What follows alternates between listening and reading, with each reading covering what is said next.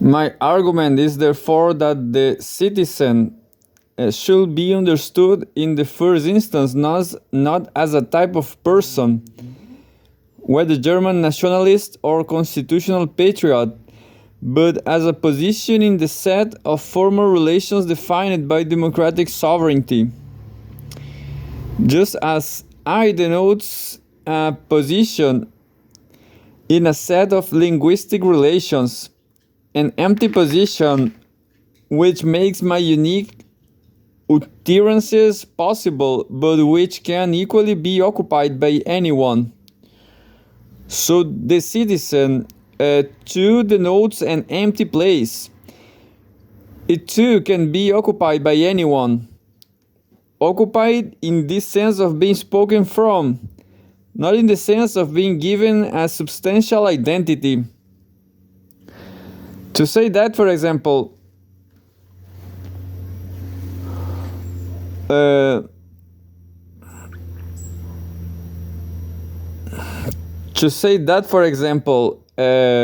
only white male property owners can be citizens is therefore like saying that, for example,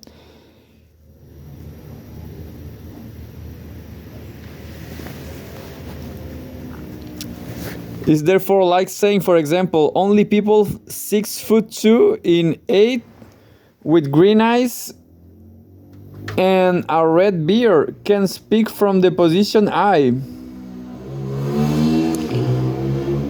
That is why Slavoj Žižek equates the subject of democracy with this Cartesian subject in all its abstraction.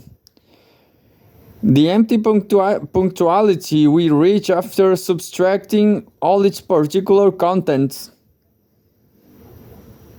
There is a structural homology between the Cartesian procedure of radical doubt that precedes the cogito, an empty point or reflexive self-reference as a reminder and the preamble of every democratic proclamation, all without regard to race, sex, religion, wealth, social status.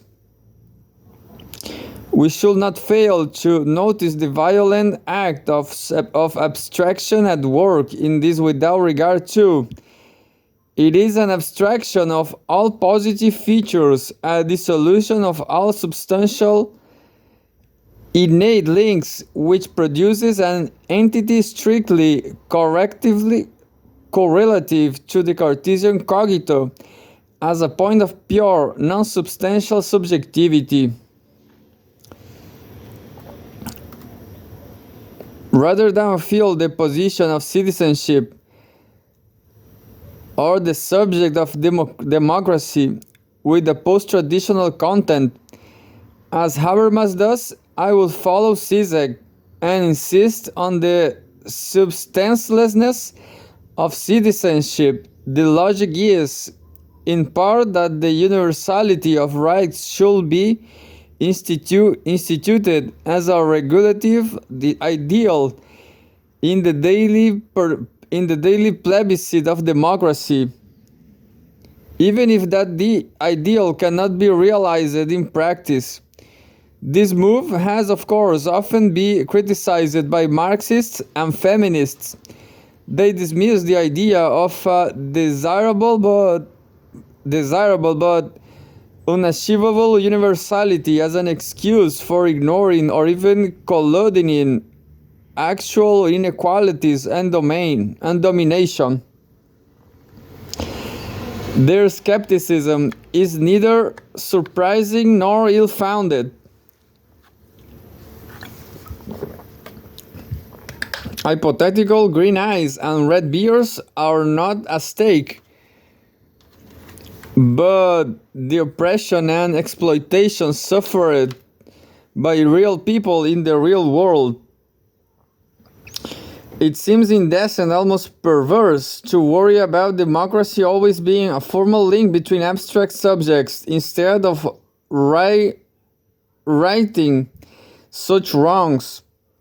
So why it is important nonetheless? My case is that it is only the symbolic relationship between subject instituted by category of rights that makes it possible to mediate the social relations between people through the third term of law.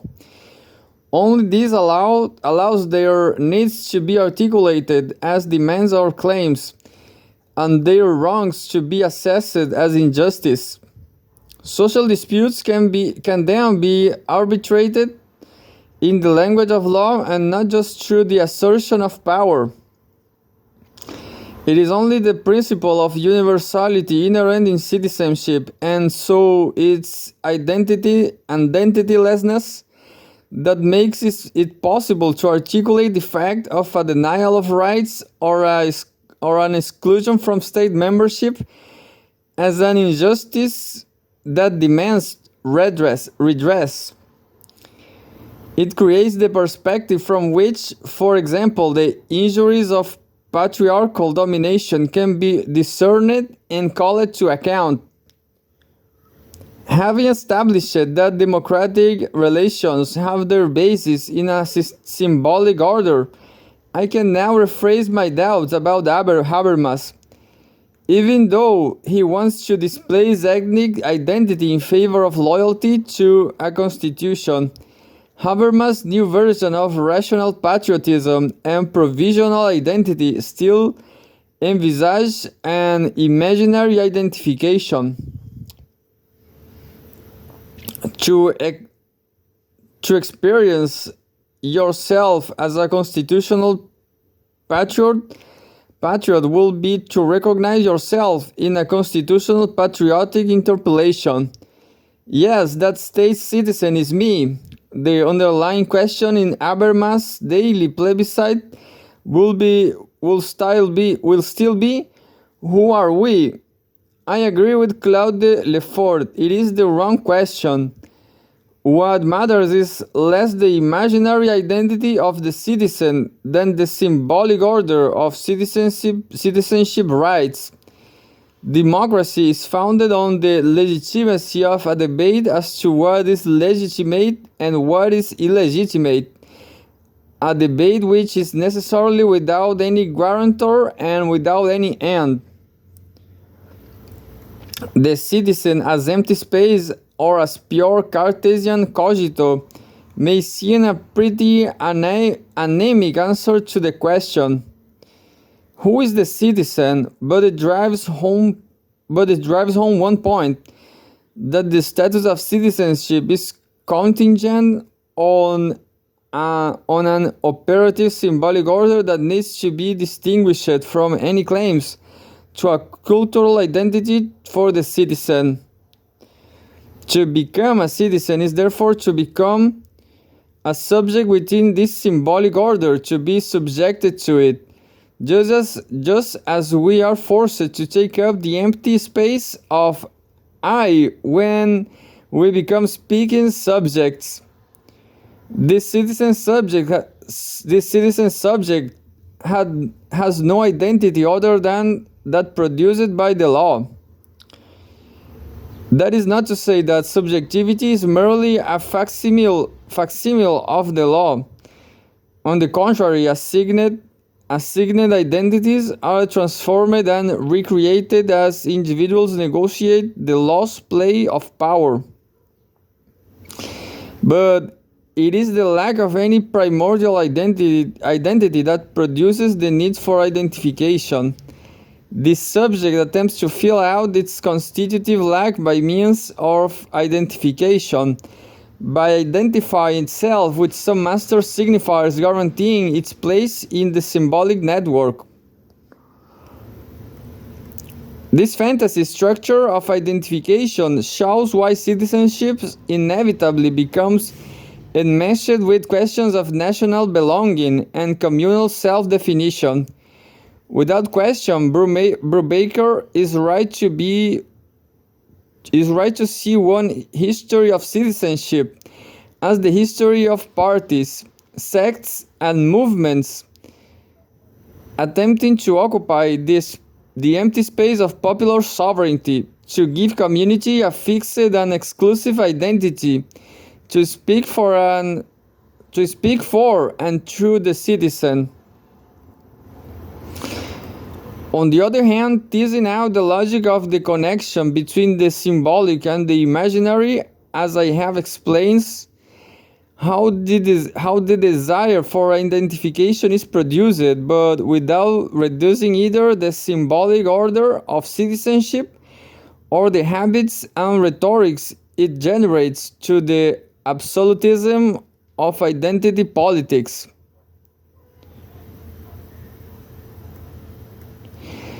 From a mask to a person. An obvious question follows from this. If the subject of democratic citizenship is the substanceless cogito, how can citizen actually makes an appearance about town in the forum of public life? Descartes himself gives a clue. In his earliest extant jotting, he wrote, "Actors thought not to let any embarrassment show on their faces, put on a mask. I will do the same. So far, I have been a spectator in this theater, which is the world. But I am now about 2 months I am about to mount the stage, and I come forward masked."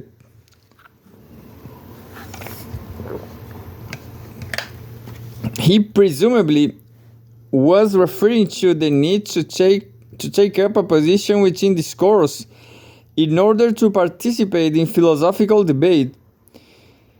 Nevertheless, it is striking how frequently Descartes' metaphors of drama and masquerade recur in attempts to capture the nature both of citizenship and of metropolitan life. In his famous Huxley Memorial Lecture of 1938, the anthropologist Marcel Mauss sketches a history of the notion of person and the notion of self as a category of the human mind. The central argument is that the structure of personality we experience as the most fundamental and the most psychologically incapable fact of life is not a biological given. It is contingent. It has a history. It has a history. Mauss therefore looks beyond cultural identities to their subjective conditions of existence. In a profoundly radical term, he tells a story of how the various elements in our specific organization of being a person were set in place. He starts in ancient Rome with the original meaning of persona. It was literally a mask. Mauss sees the person as the bearer of status and responsibilities beginning to emerge as the world's meaning expanded to incorporate the roles legitimately allowed to the wearer of a given mask and the bearer of a given name. In doing so, he claims the category of the person became a fundamental fact of law. This turns on its head a common sense assumption as well as a Rawlsian fiction.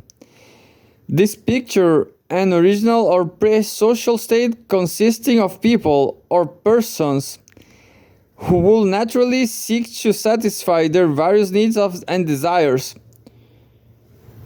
Only secondarily as a calculated strategy to mitigate the dangers of this state descending into a war of all against all, will law have emerged as a means of mediation and arbitration, as a codification of individual rights and mutual obligations.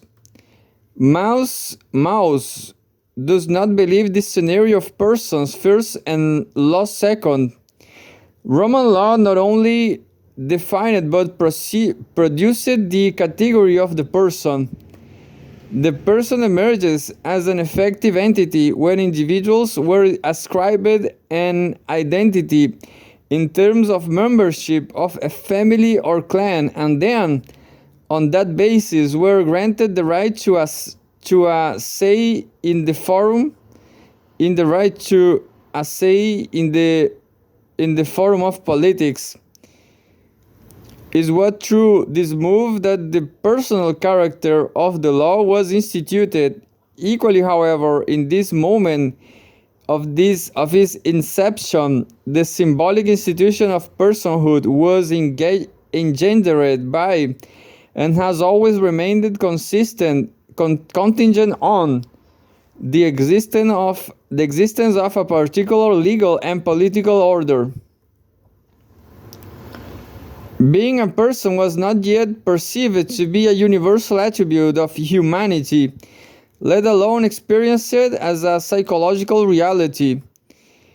It was a status defined by law, ascribed to some and not to others in a ritual or naming, and enacted through a public dramaturgy of citizenship. To underline the non-essential nature of the category, people who were slaves could not be persons, whereas before the law, corporations and religious institutions could be. The name and status that betokened personhood were on their nature exterior. This mask did not hide the true identity of its wearers. It declared who and what they were, and what they were, and so made public discourse possible. It provided a role and bestowed the right to speak. Whether the performance entitled any characteristic sense of an inner life, it is impossible to know. We need to assume that it did, and it will certainly be wrong to suppose that it will have been experienced as an innate personality or an ethical substance molded or repressed by the demands of citizenship. That modern sense of self for most only began to appear with the rise of Christianity. First, a moral sense of personhood was added to the legal and political definition, a sense of conscious, independent, autonomous, free, responsible being.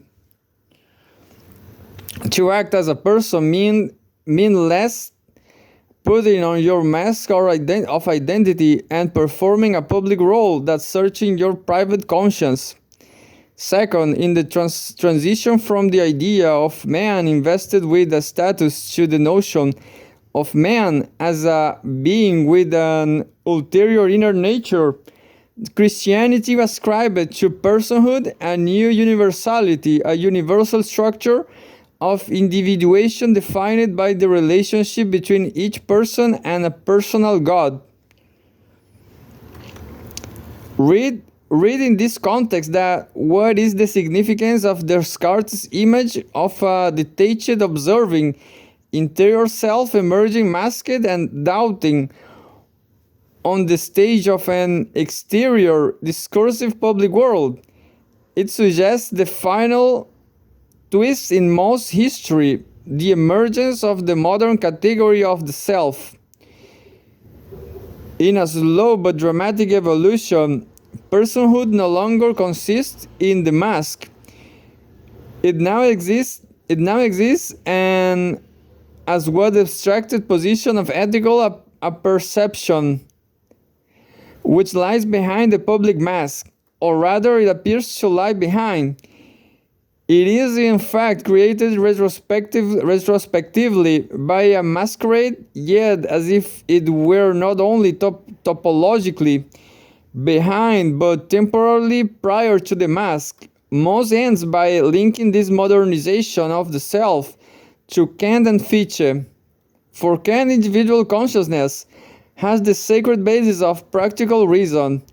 For Fichte, the ego was the precondition of consciousness and science, of pure reason. Then, in an intriguing, almost throwaway conclusion, most again pick up the intricate links between the psychological interiority of modern personhood and the socio-symbolic structures of citizenship. Since that time, Moss observes the revolution in our mentalities has been achieved, which have our own self or ego, an echo of the Declaration of Rights which preceded Kant and Fish.